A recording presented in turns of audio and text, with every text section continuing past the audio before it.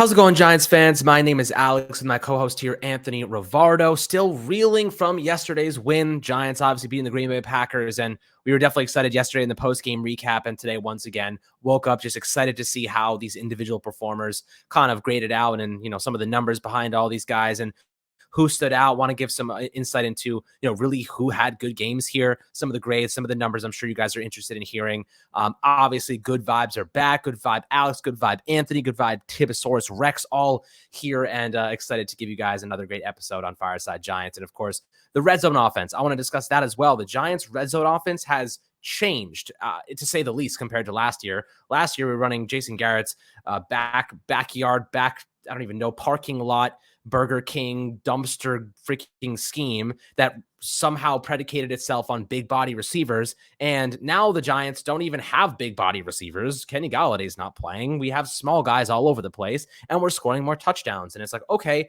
maybe it was just the scheme. Maybe it wasn't Kyle Rudolph who was supposed to be this big red zone body, or Kenny Galladay, and then we're just throwing it up in the air and hoping they'd come down with it. No, better scheme and even worse players seemingly, and we're getting the job done at a far more efficient rate. So I want to discuss that as well. But Anthony, before we dive into the grades, some individual performances, how you do today, my friend?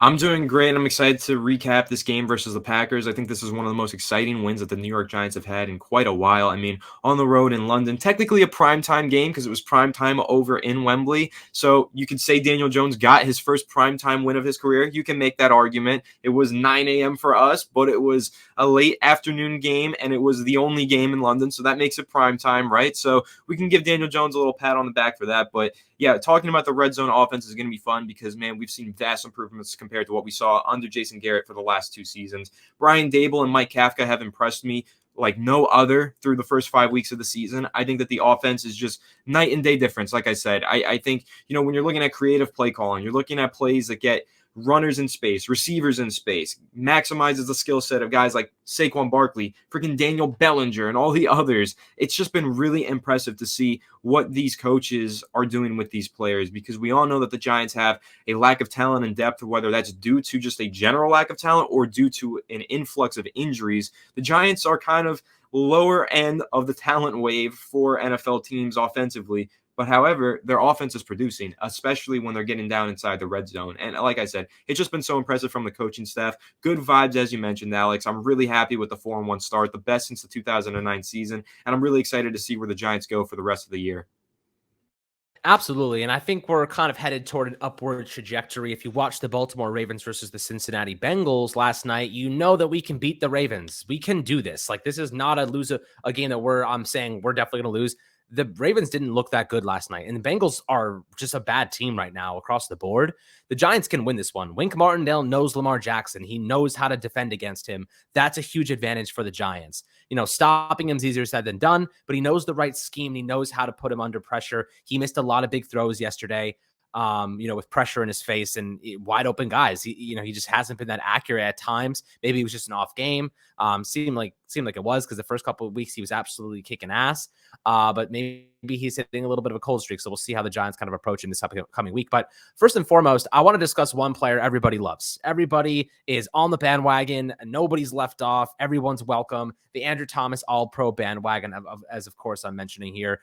He once again had another stellar game, right? He went, the guy is just unbelievable, right? 34 pass blocking snaps. He allowed 0 pressures, not a single pressure, not a single quarterback hit, not a single sack, not a single hurry. He gave up, I think it was like 1 sack, but it was erased by that Darnell Savage penalty. So we got away with one there. But Andrew Thomas continues to be just an absolute stud on the blind side of Daniel Jones. And it's really exciting to see his development growth and how consistent he's been. This isn't a guy who's having a great game, having a bad game, having a mediocre game, having an average game. Every single week, the guy is kicking serious ass. And that's what we've been waiting for. A left tackle who can continuously compound on successful performances. He remains one of the best, if not the best, left tackle in football right now. He is in his 3rd year as an NFL player. We are in good shape moving forward at left tackle. He's a bookends guy. What is your thoughts about Andrew Thomas, his performance yesterday, and just the continuous success he's been experiencing this season?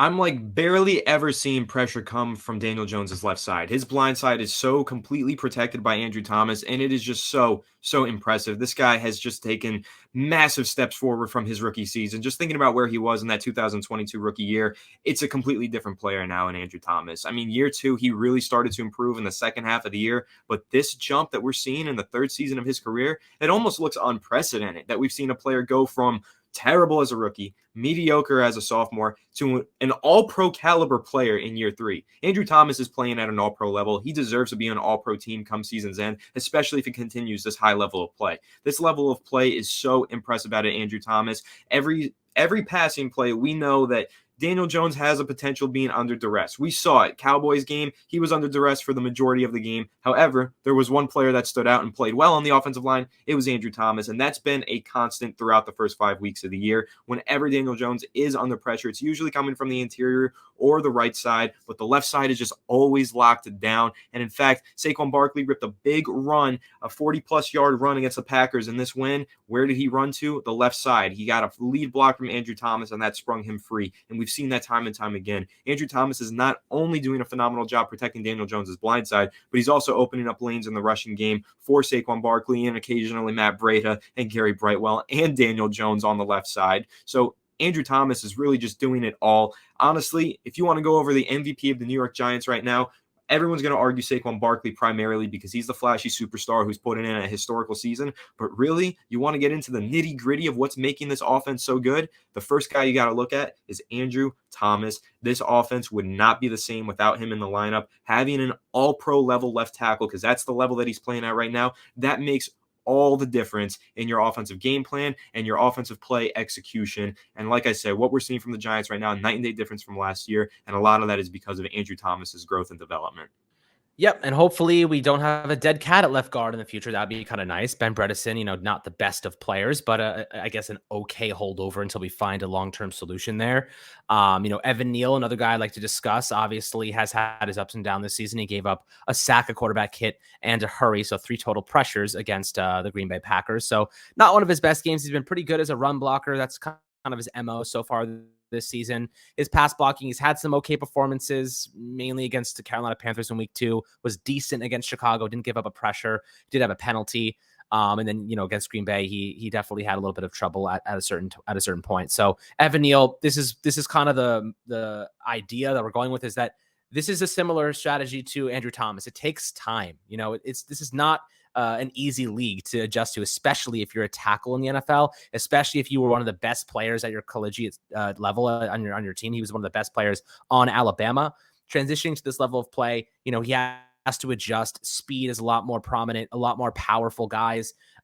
He has to kind of adjust his flexibility, his step back. There's so many fundamentals that change against players of this magnitude, and he's been getting his ass beaten by a couple of really talented guys up to this point. So it is what it is. We're riding the wave with him. This is not a point where we're getting nervous or we're kind of like calling for a bust or whatever. Not even close to that. We're far from that. We're riding with him. We got his back. We're optimistic. We're hopeful that he's going to continue to develop over the course of this season and come back in 2023 a really, really nicely developed player, just like Andrew Thomas did last year. So we're very optimistic. I'm sure you guys are as well. But one of the guys I really do want to talk about, and we were pretty harsh about this player a couple weeks ago, even before the season, we were pretty harsh about him, but I like to give credit where it's due. I don't like to sit here and say, I was right, I was wrong, this is blah, blah, blah. If we're wrong, I'm here to say that, we want to give the credit to those that deserve it. And Darius Slayton deserves credit for what he did yesterday.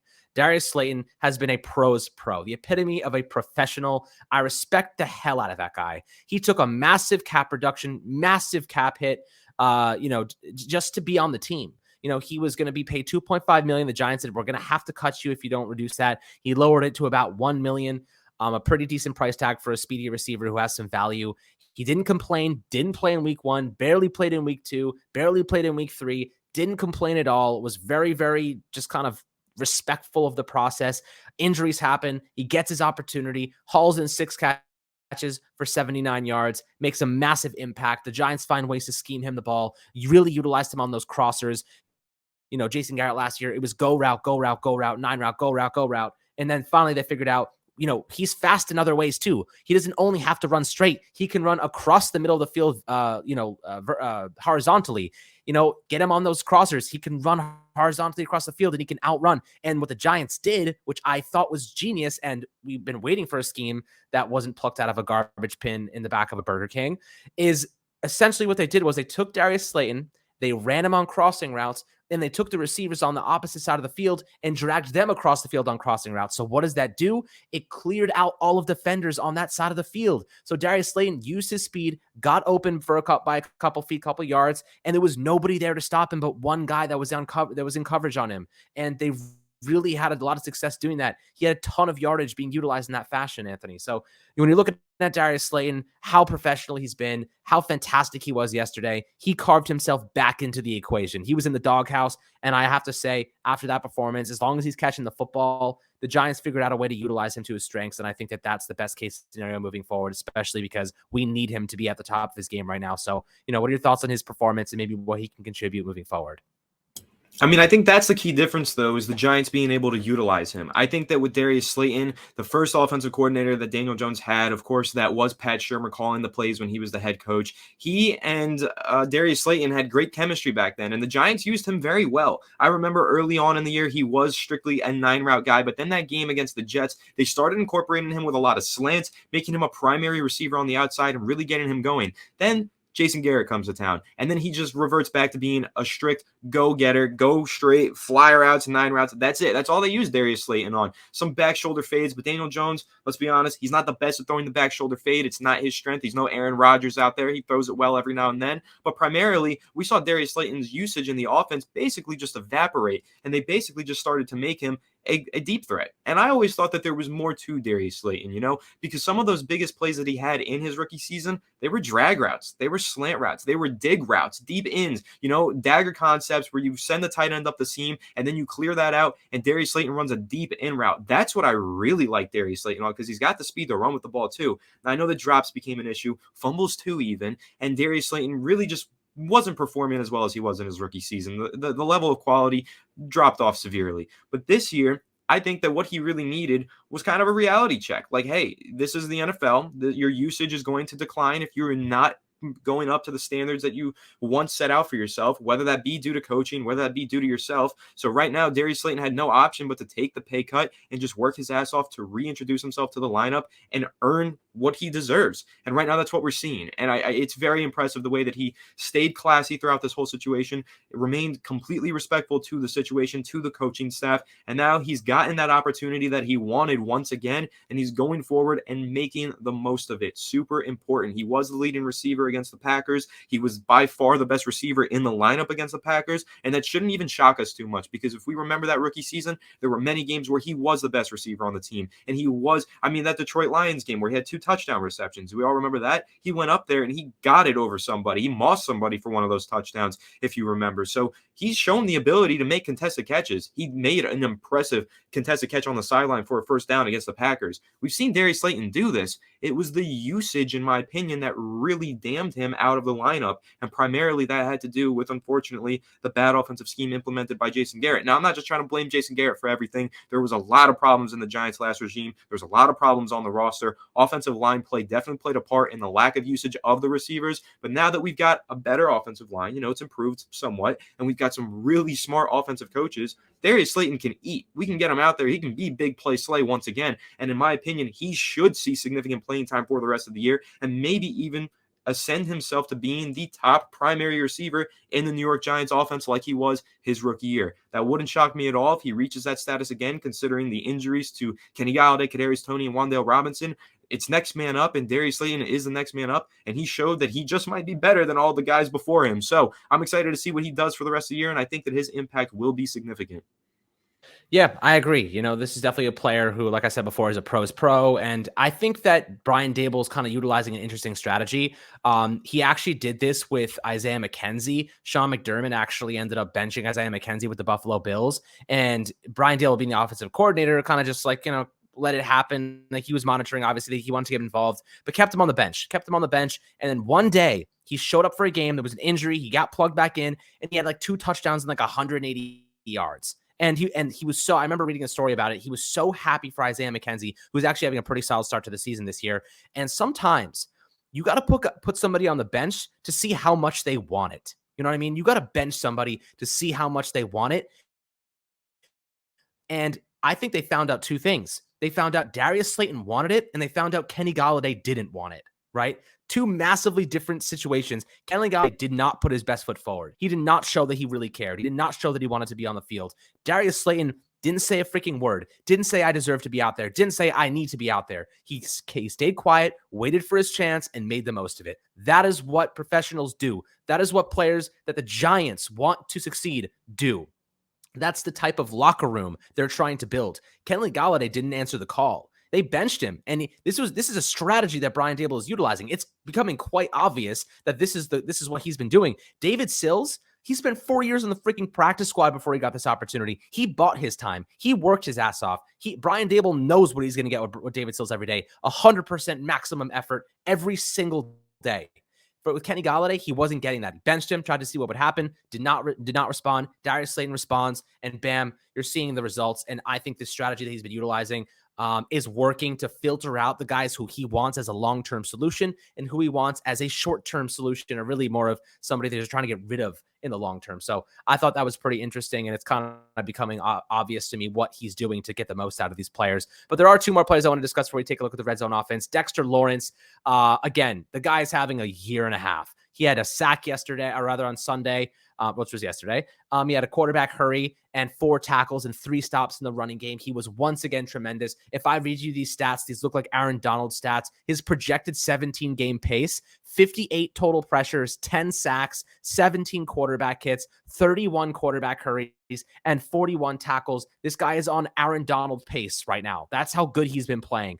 And this is without Leonard Williams. He's being double teamed. He's kicking the shit out of guys. It is not even close. He is unbelievable this year. I am so happy the Giants picked up his 5th-year option. What are your thoughts on Dexter Lawrence and really how he's performed, and just the expected stats if he maintains this pace? Another all-pro that we're talking about right now, at least through 5 weeks, right? We were talking about Andrew Thomas playing at an all-pro level. We got to say the same thing about Dexter Lawrence. Dexter Lawrence is dominating right now. These are probably the 2 best draft picks out of Dave Gettleman's classes, in my opinion. I think that they have had the biggest impact for the past few years, and now seeing them with a new coaching staff that has far more competence than the previous ones, we're getting the most out of these guys, and we're recognizing that they are extremely talented players. I think Dexter Lawrence specifically, though, what he does as a pass rusher is what really makes him such a valuable player. Now, of course, a 345-pound defensive lineman, you expect him to be a great run defender. And Dexter Lawrence is a great run defender, but you don't always expect him to be such a good pass rusher. And Dexter Lawrence is a phenomenal pass rusher. I mean, he is getting after the quarterback already with 3 sacks on the year through 5 games.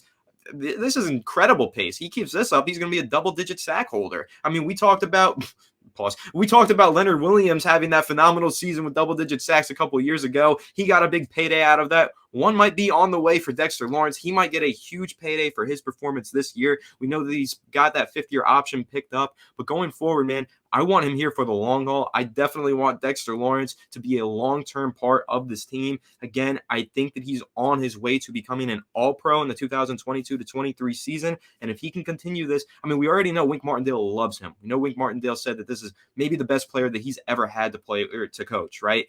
And just hearing that from Wink Martindale, who's coached some of the best players in the NFL's defense for the last 5 years, we've seen so many talented players play for that Baltimore Ravens defense. For him to have such a glowing review of Dexter Lawrence should speak volumes to the type of player that the New York Giants currently possess. And I think personally that Dexter Lawrence, his future here with the New York Giants is a bright one. And this is the year finally everyone recognizes him at a national level as one of the best interior defensive linemen in the NFL. And he gets his roses and gets that all-pro recognition.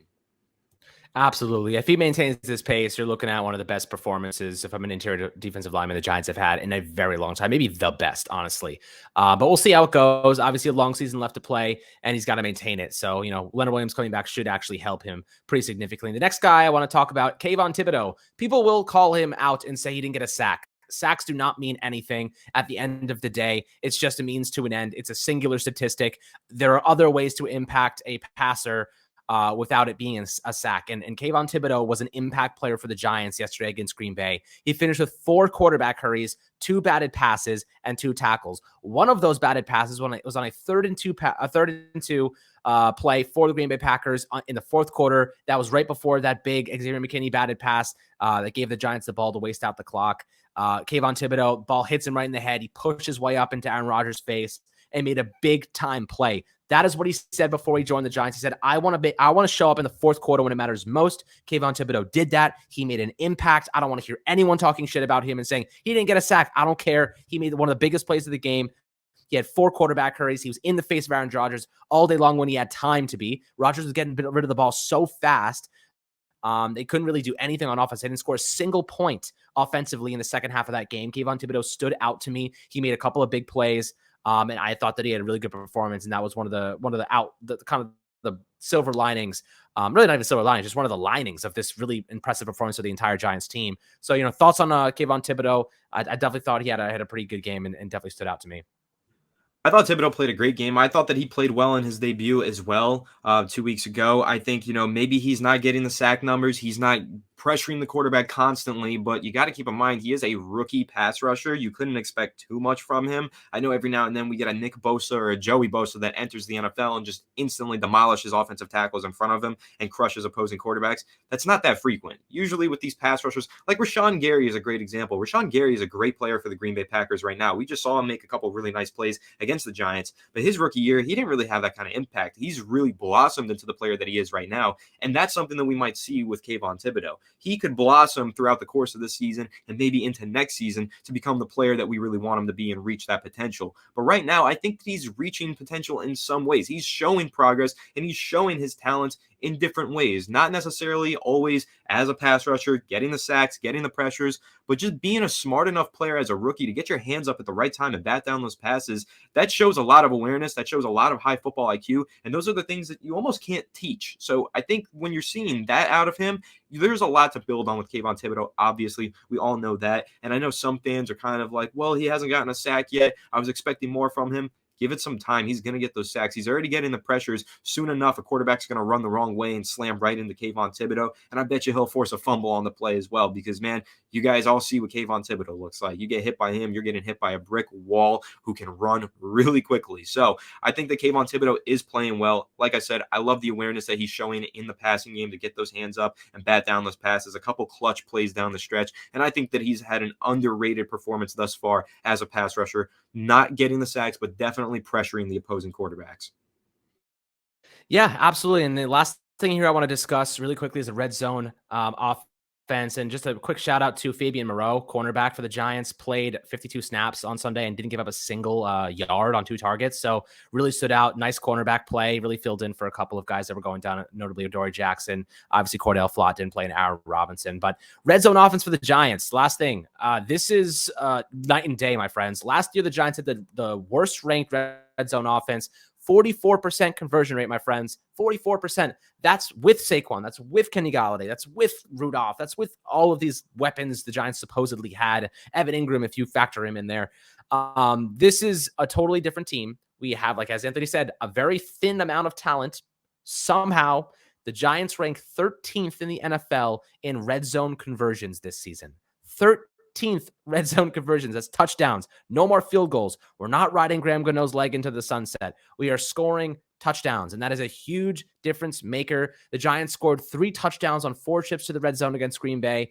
And the whole concept of a big body receiver, the Giants have thrown that out the window and said, we don't need Kenny Golladay. We don't need Kyle Rudolph. We don't need a big body. We just need a good scheme and getting creative at the line, at the line, right on the goal line. The Giants have done so many things. Daniel Bellinger had a rushing touchdown. We've seen Daniel Jones on a couple of bootlegs. We've seen guys get involved. They've punched in with the running game. They've been effective there. I've been just unbelievably impressed by this coaching staff. They've managed to curate production where seemingly there was none to be had. But Anthony, what are your thoughts on the red zone offense and just the difference between, last year and this year and just the overall numbers and metrics?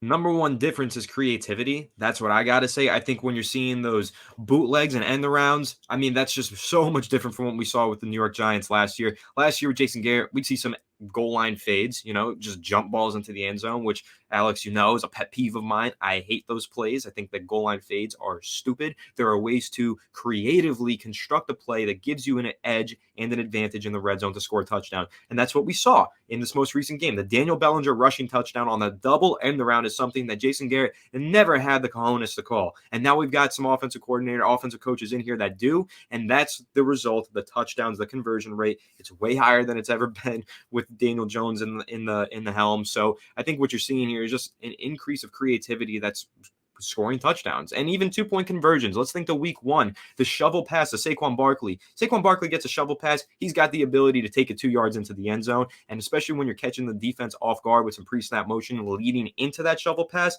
again, something we never would have seen from the last regime. And of course, the double end around, something we never would have seen. The bootlegs, we never saw those. But there are a lot of great play calls that I'm seeing in the red zone that are allowing the New York Giants to convert their scores, their red zone trips into scores. And it's a massive, massive improvement. Daniel Jones is much better in the red zone as well. He's not turning the ball over. He had that interception in week 1 to Saquon Barkley on a fade that he shouldn't have thrown. He should have moved to his second progression there.